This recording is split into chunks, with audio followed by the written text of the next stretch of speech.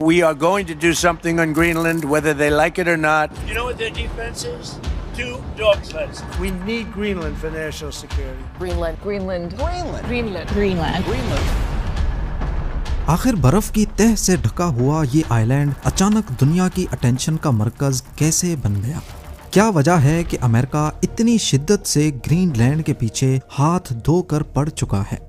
इसकी जो असल वजह है वो मिनरल्स, ऑयल या अमेरिकन सिक्योरिटी से कहीं ज्यादा अहम है। इतनी अहम कि वो पूरे दुनिया का निजाम भी बदल सकती है। ग्रीनलैंड नॉर्थ पोल के करीब दुनिया का सबसे बड़ा आइलैंड है, जिसका 80% हिस्सा बर्फ की मोटी लेयर से ढका हुआ है। वैसे तो एरिया के हिसाब से ये सऊदी अरब, मेक्सिको और इंडोनेशिया से भी बड़ा है, लेकिन यहाँ रहने के काबिल इलाका इतना कम है कि पूरे ग्रीनलैंड में महज 57,000 लोग ही रहते हैं, वो भी साहिली पट्टी पर जहाँ बर्फ काफी कम है। टेम्परेचर की बात की जाए तो -30 डिग्री सेल्सियस यहाँ के लिए एक नॉर्मल बात है और नॉर्दर्न हिस्सों में तो -50 भी रोज का मामूल है। गर्मियां यहाँ सिर्फ इतनी देर के लिए ही आती हैं जितनी देर के लिए मिडिल ईस्ट में सर्दियां आती हैं, खींच खींच के 10 डिग्रीज, वो भी दिन की कड़कती धूप में। जिस ग्रीनलैंड में खून जमाने वाली ठंड हो, वो बर्फ का ढेर आज दुनिया की सुपर पावर्स के दरमियान एक कोल्ड वॉर का मरकज कैसे बन गया है? अमेरिकन प्रेसिडेंट डोनाल्ड ट्रंप तो यहाँ तक कह चुके हैं कि हमें किसी भी सूरत ग्रीनलैंड को अमेरिका का हिस्सा बनाना है, फिर चाहे इसमें मिलिट्री ऑपरेशन का सहारा ही क्यों ना लेना पड़े। सिर्फ एक मर्तबा नहीं, ट्रंप ने बार बार ग्रीनलैंड को पाने की ख्वाहिश की है और ट्रंप की इसी जिद ने जियोपॉलिटिक्स एक्सपर्ट्स को फिक्रमंद कर रखा है। ग्रीनलैंड नॉर्थ अमेरिकन कॉन्टिनेंट का एक हिस्सा जरूर है, लेकिन पॉलिटिकली ये किंगडम ऑफ डेनमार्क के कंट्रोल में आने वाला एक ऑटोनोमस रीजन है। डोनाल्ड ट्रंप की ख्वाहिश है कि ये यूनाइटेड स्टेट्स ऑफ अमेरिका का हिस्सा बन जाए, लेकिन आपको ये बात भी बताता चलूं कि ट्रंप वो पहले शख्स नहीं है जिन्होंने ऐसी ख्वाहिश जाहिर की हो। अमेरिका ने ग्रीनलैंड को हमेशा अपनी नेशनल सिक्योरिटी का एक लाजमी हिस्सा समझा है। 1867 तक अलास्का भी रशिया का हिस्सा होता था और फिर अमेरिका ने उसको महज 2 सेंट्स पर एकड़ के हिसाब से खरीद लिया, क्योंकि अमेरिका शुरू से ही आर्कटिक रीजन में अपनी हुक्मरानी कायम रखना चाहता है। उस वक्त पहली बार ग्रीनलैंड और आइसलैंड को भी खरीदने की कोशिश की गई थी, लेकिन अमेरिकन कांग्रेस ने इस प्लान को मजाक में उड़ा दिया। इसके बाद साल 1910 में यूएस प्रेसिडेंट विलियम होवर्ड थॉफ्ट ने ग्रीनलैंड को हासिल करने की कोशिश की, लेकिन इस बार भी नाकामी मिली। इसके बाद असल मोड़ तब आया जब वर्ल्ड वॉर 2 में जर्मन्स ने डेनमार्क पर कब्जा कर लिया। इस मौके पर अमेरिका ने ग्रीनलैंड की सिक्योरिटी अपने हाथ में ले ली ताकि नाज़ी फोर्सेस वहां अपनी बेसेस ना बना सकें। जंग खत्म होने के बाद 1946 में अमेरिकन प्रेसिडेंट हैरी ट्रूमैन ने डेनमार्क को $100 मिलियन का गोल्ड ऑफर किया और इसके बदले ग्रीनलैंड मांग लिया। डेनमार्क ने उस वक्त भी जमीन बेचने से इनकार किया, पर अमेरिका को इतनी इजाजत दे दी कि वो वहां अपनी मिलिट्री बेसेस बना ले। यूं एक बात तो क्लियर है कि डोनाल्ड ट्रंप का तरीका जरूर गलत है, लेकिन वो पहले यूएस प्रेसिडेंट नहीं जो ग्रीनलैंड को पाने की कोशिश कर रहे हैं। देखा जाए तो ट्रंप के इस सख्त लहजे के पीछे कई वजूहात मालूम होती हैं। वेनेजुएला के प्रेसिडेंट निकोलस मैडुरो की गिरफ्तारी और वहां कब्जा करने के बाद उन्होंने ग्रीनलैंड पर अपना दबाव मजीद बढ़ा दिया है। इसकी एक वजह तो है नेशनल सिक्योरिटी। देखा जाए तो ग्रीनलैंड की आर्कटिक में लोकेशन कुछ ऐसी है कि वो रशिया और अमेरिका के बिल्कुल सेंटर में मौजूद है। मिलिट्री के नजरिए से देखा जाए तो जो कोई ग्रीनलैंड पर होल्ड करेगा, ऑटोमेटिकली उसका कंट्रोल पूरे आर्कटिक रीजन में बेहतर हो जाएगा। पर ग्रीनलैंड में ऑलरेडी अमेरिकन फोर्सेस मौजूद हैं। वहां की बिडुफीक स्पेस बेस में आज भी 10,000 के करीब अमेरिकन सोल्जर्स मौजूद हैं। तो फिर उनको खतरा किस चीज का है? असल में ग्रीनलैंड है तो डेनमार्क के होल्ड में, लेकिन वहां के रहने वाले लोग काफी अरसे से अपना अलग मुल्क चाहते हैं, यानी कि आजादी। और डेनमार्क भी कोई पावरफुल किंगडम नहीं है। वो अपने बजट का आधा हिस्सा ग्रीनलैंड को फंड्स की सूरत में देते हैं, लेकिन उसके बावजूद भी वहां कोई आर्मी नहीं है। ट्रंप को खतरा है कि अगर कल को ग्रीनलैंड आजाद हो गया तो हो सकता है वो वहां अमेरिकन बेसेस हटाने की डिमांड कर दें या फिर किराया बहुत ज्यादा बढ़ा दें। तभी अमेरिका चाहता है कि ग्रीनलैंड का पूरा कंट्रोल उनके हाथ में आ जाए। दूसरी बात यह है कि ग्रीनलैंड की अपनी कोई आर्मी नहीं है, वहां डेनिश डिफेंस फोर्सेस हैं जो ट्रंप के ख्याल में काफी कमजोर हैं। ट्रंप ने तंजिया अंदाज में कहा है कि वो ग्रीनलैंड को 2 कुत्तों वाली स्लेड से क्या ही प्रोटेक्ट करेंगे। बेशक ट्रंप की बात किसी हद तक सही हो, लेकिन पूरी दुनिया को उनकी नीयत पर शक है, क्योंकि अमेरिका का पास्ट इंप्रेशन ही कुछ ऐसा रहा है।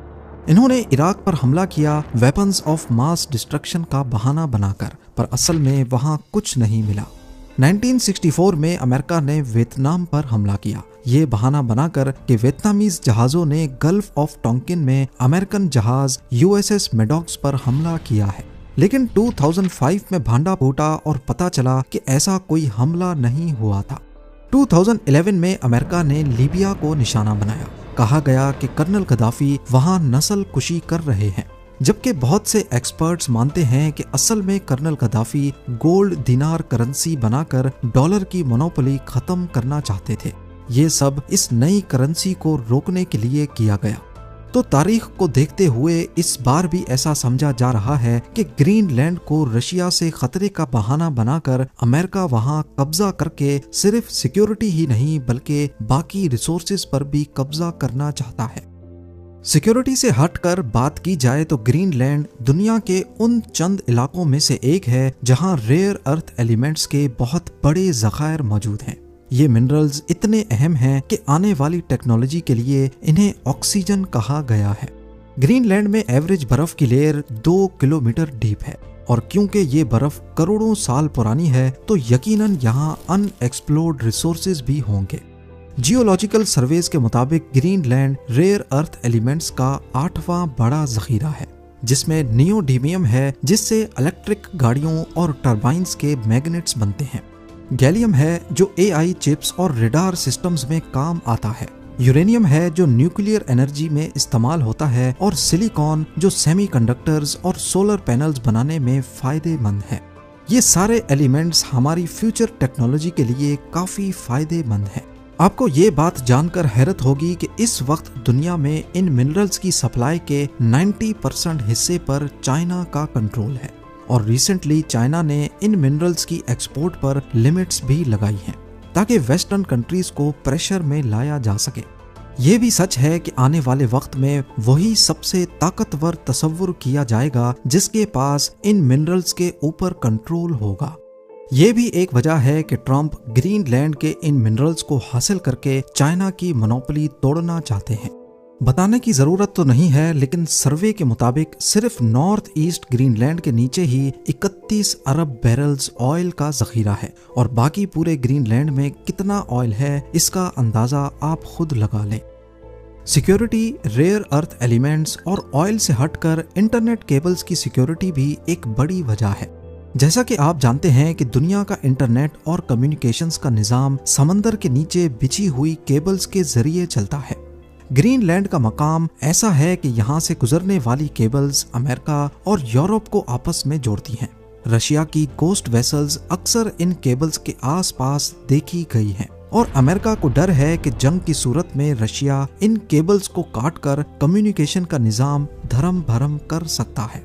उनका मानना है कि अगर ग्रीनलैंड अमेरिका के पास होगा तो यूरोप और अमेरिका के बीच आर्कटिक समंदर में ये केबल्स भी महफूज रहेंगी। इसके अलावा अगर आप ग्लोब को देखें तो ग्रीनलैंड हमारी दुनिया के टॉप पर मौजूद है। यहाँ बीटूफिक स्पेस बेस है जहाँ मौजूद है UEWR यानी अपग्रेडेड अर्ली वार्निंग रडार। ये रशिया से निकलने वाले किसी भी इंटरकॉन्टिनेंटल बैलिस्टिक मिसाइल को लॉन्च के फौरन बाद डिटेक्ट कर सकता है। अगर इस मिसाइल को अमेरिका की तरफ फायर किया गया तो वो पैसिफिक या अटलांटिक ओशन के ऊपर से नहीं बल्कि ग्रीनलैंड के ऊपर से गुजरेगा।